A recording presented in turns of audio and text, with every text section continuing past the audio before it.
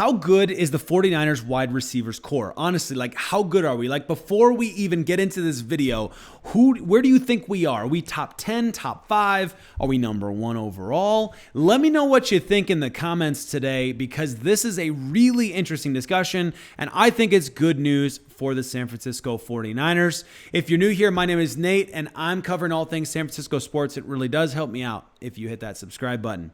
Well, here's the good news, okay? The news is that the 49ers were rated by Bleacher Report as a top 10 wide receiving group, okay? And so we're going to put Kittle aside for a second. We're going to put Christian McCaffrey aside for a second, and we're just going to look at the wide receiving core. I've got a lot of interesting takes here as we go through the list, but this was super fun and fascinating. Let me know in the comments kind of how you feel about some of this and where you think we match up in all of this. I don't even like the order of 10 to 1. I would change a lot of things around, but that's just me. I look forward to seeing what you think about that. And before we get into it, I want to caveat, maybe to be kind of fair, maybe I approach this a little bit differently, because when I think about what a good receiving core is, I think it requires production. In fact, throughout the article, you're going to see lots of stats based on what those wide receivers have done in recent memory.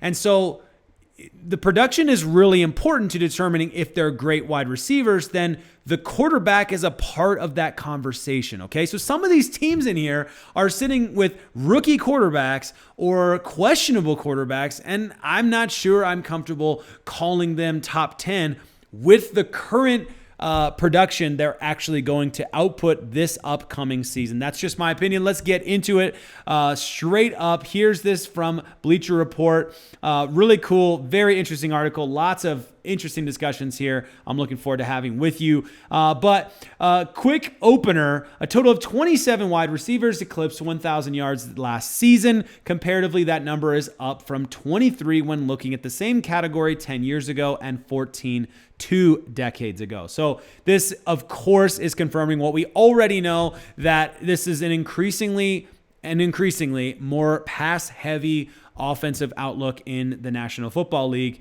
That doesn't totally surprise anybody, probably. So we're going to start off with the top 10, starting with the 5 that didn't make the cut, all right? Starting with the Cincinnati Bengals, losing Tyler Boyd. T. Higgins coming off of career lows after an injury-plagued campaign, and his long-term future with the team in doubt after being placed under the franchise tag. Green Bay Packers, marked by words like could be really good and potential. That's not good enough for me, so I'm fine with this not. And Jordan Love has to prove it a second season, right? Just like Brock Purdy had to, right, with a full season, right? So I'm good with that being not on the list. Los Angeles Rams.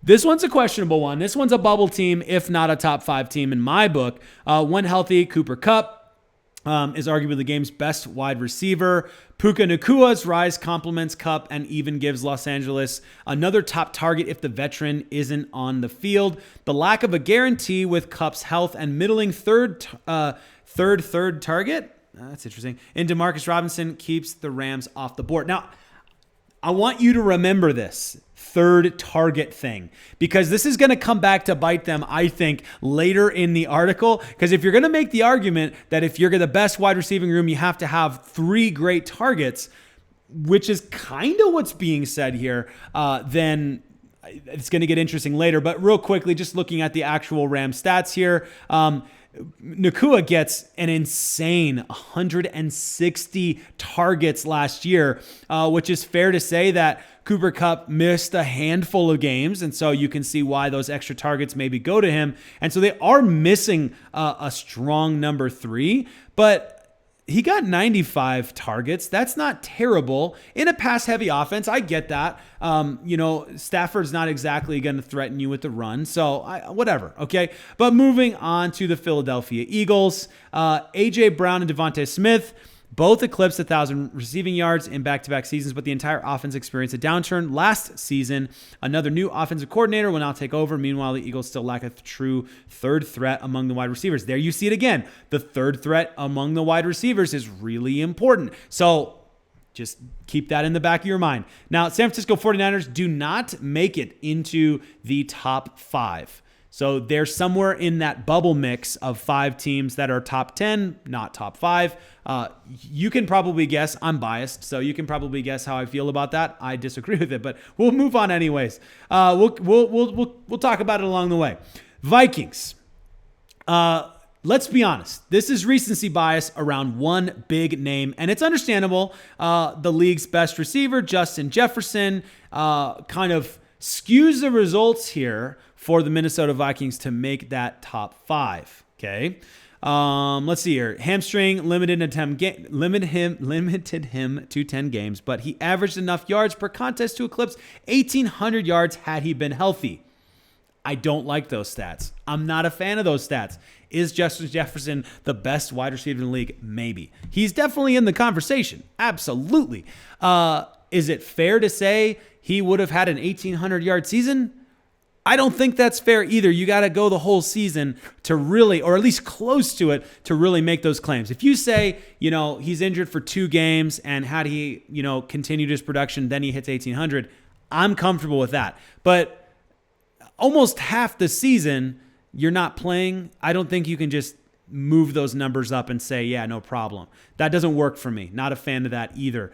Jordan Addison was last year's first-round pick. In his first season, he caught 70 passes for 911 yards. That's a decent production. Not going to complain there.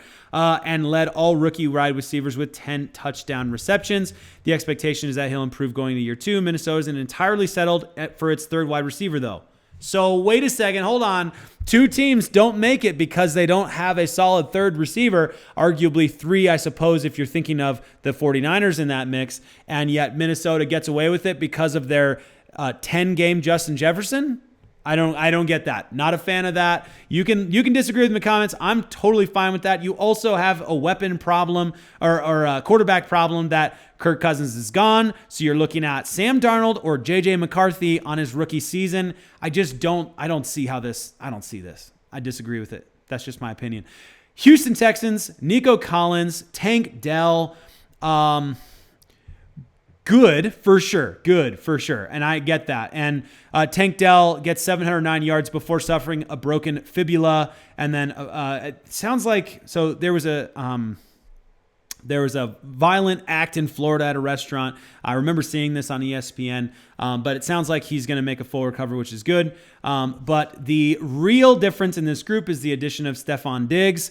4-time Pro Bowler, 30, has been long considered one of the game's best targets. He has a current streak of 6 straight 1,000-yard campaigns, which is insane. Houston essentially traded a second-round pick to acquire its new top target.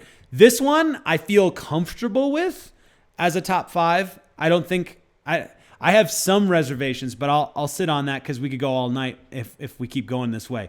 Tyreek Hill's head tilting speed is without peer. He led the league in 2023 with 1,800 receiving yards and now has posted back-to-back 1,700-yard plus campaigns since joining the Dolphins. Jalen Waddle isn't too shabby either in building the league's fastest skill position group. He is only a step or 2 behind Hill. The 2021 6th overall draft pick posted at least 1,014 yards in each of his 3 seasons. That's the argument for Miami being on the top 5. No problem here. No issue there. And you even have your third wide receiver, even though OBJ is old and he has many of problems that follow around with him.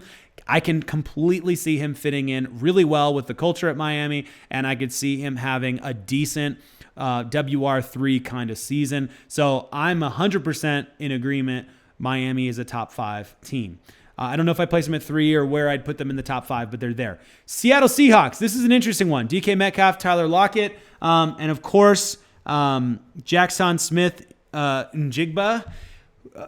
Good receiving group. I don't think that this quite counts. No offense. I don't think that quite counts as WR3 genius or anything like that. But I do think DK Metcalf and Tyler Lockett are both really good receivers, and I do think they have reasons to believe they're going into a good, an improved season coming up. That being said, 93 targets and only getting 628 yards. It's good. It's a good season. No doubt. It's a good season. I don't know if that's like following the rules that Bleacher Report's following here. I'm not sure that counts. Just, as we're thinking of the teams that got pushed out. All right, finally, Chicago Bears, which is an interesting one because we're talking about the Chicago Bears. The Bears, who just a couple seasons ago were horrible. They had one of the worst wide receiving groups. But there's a reason we're talking about them, and I'm sure you know why. TJ Moore, already 1,300-yard receiver in the league's sixth worst passing offense last season. So let's give a lot of love for DJ Moore, for sure. Totally fair. He received primary attention and targets as the Bears' only real threat. So you got to give him a little bit of a caveat there, but he made it happen. So give him at least a little bit of love for that. Obviously, coming in with a rookie quarterback, who knows what that's going to look like, how that's going to go. He's obviously going to be starting, but who knows how that transition takes place. Everyone says this is the guy, he's going to transition. We've heard it before. So I don't like saying he's the number one wide receiving room when your quarterback is a rookie and unproven. I'm just not a big fan. Can you say the weapons are incredible? Absolutely. You can say the weapons are great. Keenan Allen was an incredible acquisition. That was a great move. And Caleb Williams is going to love throwing to those two guys. And then, of course, Rome Odunze also is a good shout for a fantastic wide receiver, a wide receiver that no team would have been disappointed to have drafted. I can see the argument for top 5 if Caleb Williams is as good as they think he's going to be. I don't know that I would go all the way as to say they're the number one wide receiving core. And I know that I'm probably using different rules when I say that. In my opinion, and let me know what you think in the comments, in my opinion, just based on what I've just gone through there, just based on those arguments alone, I feel like it's safe to say that the 49ers totally belong in the top 5. And so I think this is good news because I think Bleacher Report's wrong, and I think it's pretty obvious why. But that being said, let me know in the comments what you think. Who do you think they're top 5? And if you do think they're top 5, where do they fit into that mix? I don't know that I'd go the full. I think the 49ers are amazing because of how widespread the offense is. The run game, the tight end, the wide receivers, the quarterback play. It's all really, really good as a whole. So I'm not sure I'd go like number 1 wide receiving group, but I definitely think top 5, maybe top 3. That's just my personal opinion. Let me know what you think in the comments, and I look forward to reading those and joining you in the conversation in the chat. As always, though, it's an exciting time to be looking ahead to the season. Make sure you're subscribed because we'll be talking about this every single day on this channel, virtually every day at least. As always, what a time to be alive.